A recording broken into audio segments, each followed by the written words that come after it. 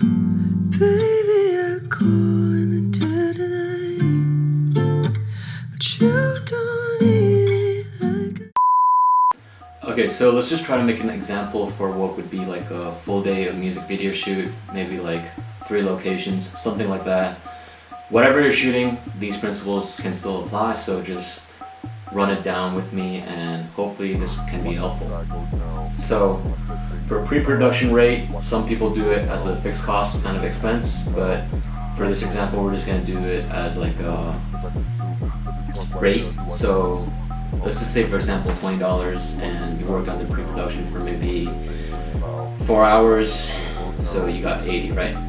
And for production, I recommend the minimum you do, even if you're a beginner, is $20. But if you're like decent, probably at least $30. And really you should ask like your peers, like local photographer, videographers, what they're charging and kind of like work backwards. If they give you like their full quote or if they give you their rate, like kind of work out where you stand in relation to them. If you're a lot worse than them in your opinion, maybe you charge a lot less.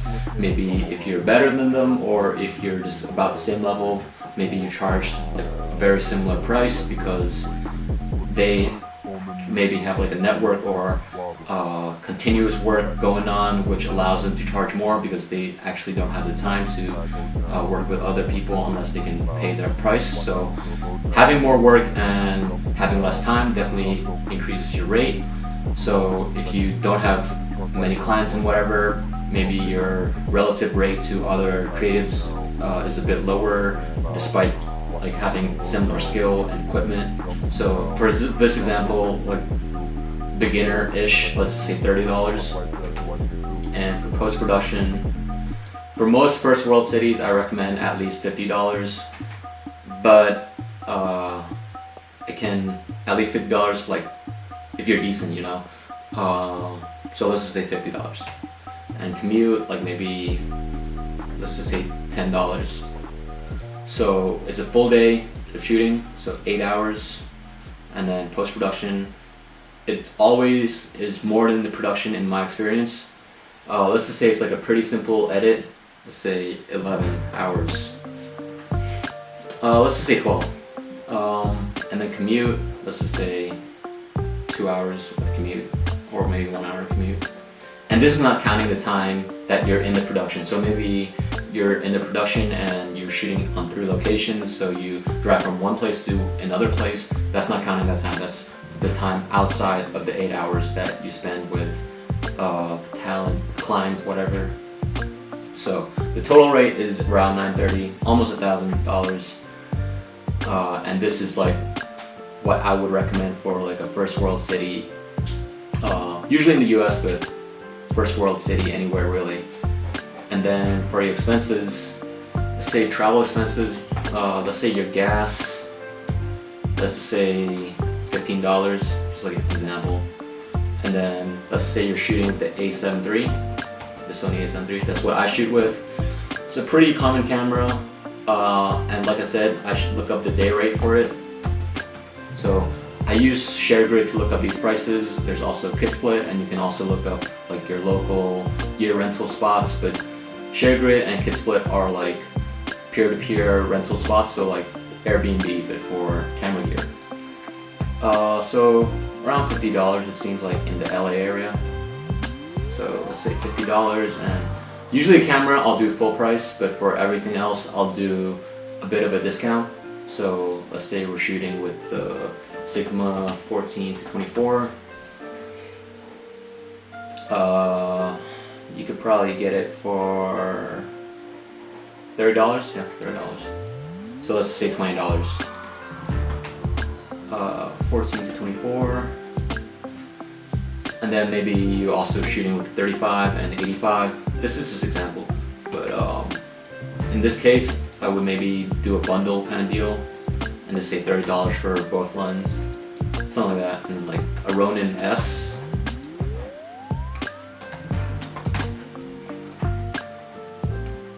like maybe $50. So I'll give a slight discount, like $40. And if it's like a half-day shoot, then maybe I'll do a bit cheaper, like maybe 10 to 20% off of these prices. But if it's a 1 or 2 hour shoot, I would still do like maybe 10 or 20% off these prices. Yeah, just to make like the more hours you put in, the more worth it is for the client. And then like maybe say you're shooting with a 300D light.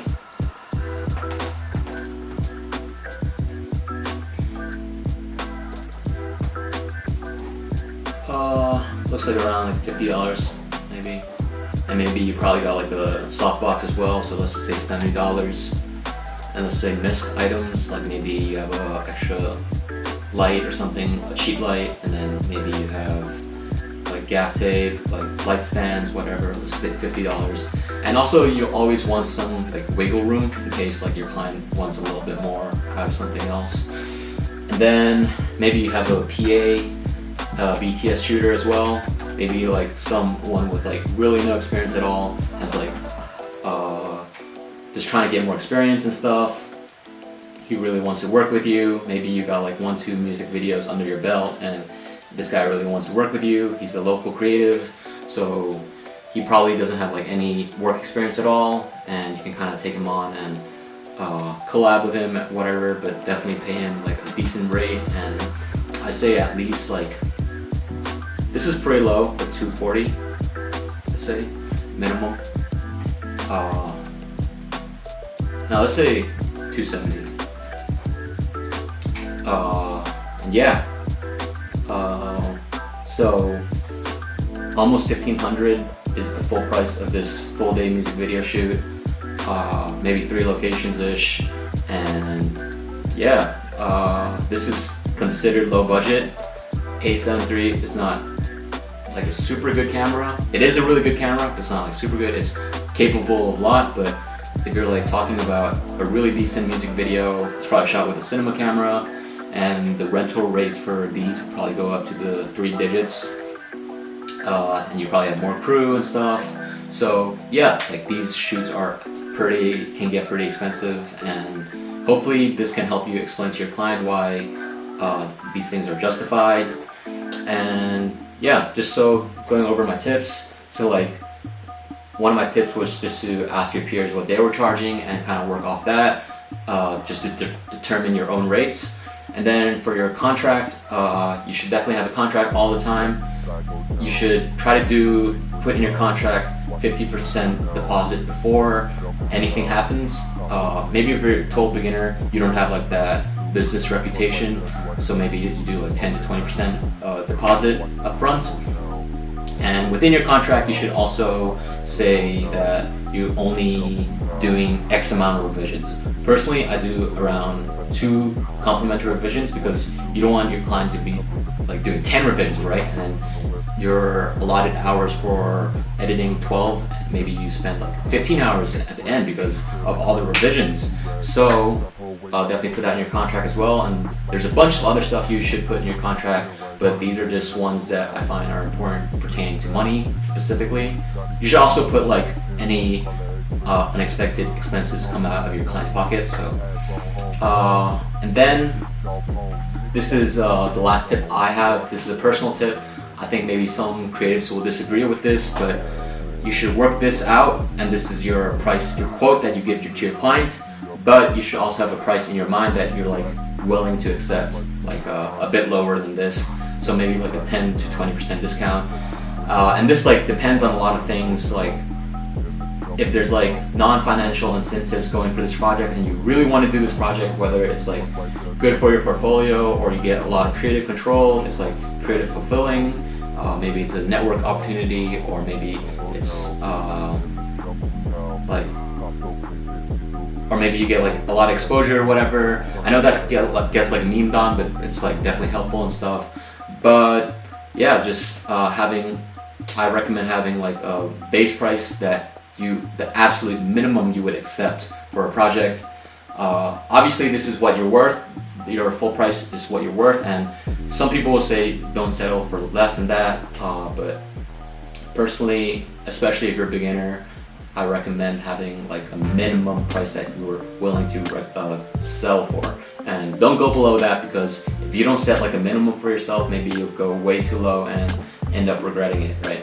So, especially accounting for all your expenses, right? So it should definitely be more than this. Yeah, so yeah, that's basically how I price my work. But there's like some different kind of cases sometimes where you just have to assess the situation, and maybe there are like maybe non-financial incentives, and maybe there's some cases where your work is valued more, and you have to like license your work out, and there's this like a lot of cases where it might not be that simple formula, and you might have to value your work differently, because at the end of the day, sometimes your work is going towards a business, and that business earns money, and your video or your photos or your creative work, whatever, might be responsible for X amount of revenue, and you should be entitled to a percentage of the profits, right? But people don't like to work off royalties, so most of the time it comes in a fixed cost, but you kind of have to work it out for yourself how much you think that's worth, and that usually comes in the rate and stuff. But yeah, this video was mostly geared towards beginners. That's why the formula thing is more applicable, I think. The stuff I said just now about like licensing and stuff, and different uses and different cases is a bit more advanced, and I personally haven't experienced it as much. But the future, it's the future without the E, does a pretty good job explaining these kind of scenarios. And the group I'm in, the creative group I'm in, Black with No Cream, shout out Black with No Cream, has a pricing guide. Personally, I haven't picked it up, but I have heard really great things about it, and I probably will grab it at some point in the future. But just like those advanced cases might be a bit different. But if you're a beginner, whatever, or you just kind of want some clarification on how I personally price, you can use this video to work out how you price in the future. And yeah, if you think I can improve my pricing in any way, or if you learned something, let me know in the comments down below. And yeah, please like, subscribe, comment. It really helps, and I really appreciate it.